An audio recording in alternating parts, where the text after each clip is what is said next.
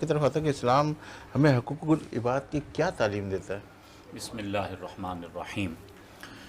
دیکھیں جی، جیسے کہ میں نے پہلے بھی عرض کیا، اگر ہم اسلامی تعلیمات کا مطالعہ کریں، بخاری شریف پڑھ لیں، صحیح ستہ کی دیگر کتابیں پڑھ لیں، وہاں اگر کتاب الصلاۃ، کتاب الزکوٰۃ، کتاب الحج، کتاب الزکوٰۃ کی احادیث ملتی ہیں تو وہیں پر ان سے کہیں زیادہ معاملات، معاشرت اور حقوق العباد سے متعلق بھی احادیث ملتی ہیں۔ اگر ان احادیث کی تفصیل میں ہم جائیں تو ایک طویل وقت چاہیے۔ مجھے وہ ایک واقعہ کہہ لیں یا حدیث کہہ لیں یاد آ رہا، بس وہ میں سنانا چاہوں گا۔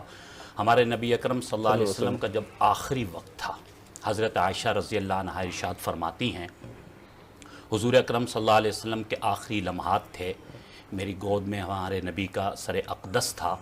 حضور صلی اللہ علیہ وسلم دو نصیحتیں فرما رہے تھے۔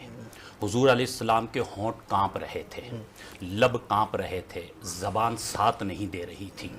کپ کپاتے ہونٹوں کے ساتھ ہمارے نبی دو نصیحتیں فرما رہے تھے، اور بار بار وہ دو نصیحتیں نہ اپنی وراثت سے متعلق، نہ اولاد سے متعلق، نہ گھر سے متعلق، وہ دونوں نصیحتیں امت سے متعلق تھیں۔ اللہ، ان دونوں نصیحتوں میں سے ایک نصیحت جس کا تعلق حقوق اللہ سے اور دوسرا جس کا تعلق حقوق العباد سے۔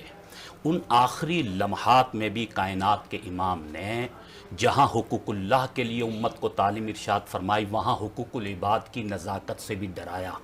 وہ دو جملے یادگار جملے ہیں، اللہ اکبر، کیا وہ عالم ہوگا، آخری وہ لمحات ہیں، اپنے اللہ سے مل رہے ہیں۔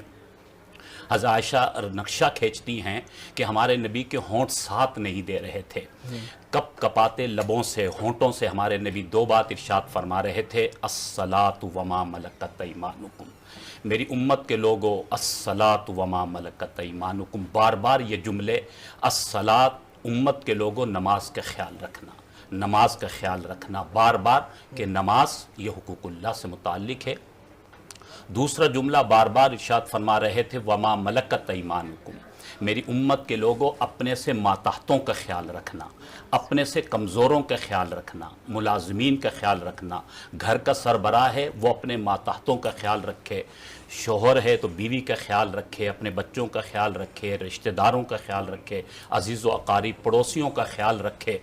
حقوق العباد کی یہاں تعلیم ارشاد فرمائی، وما ملکت ایمانکم سے۔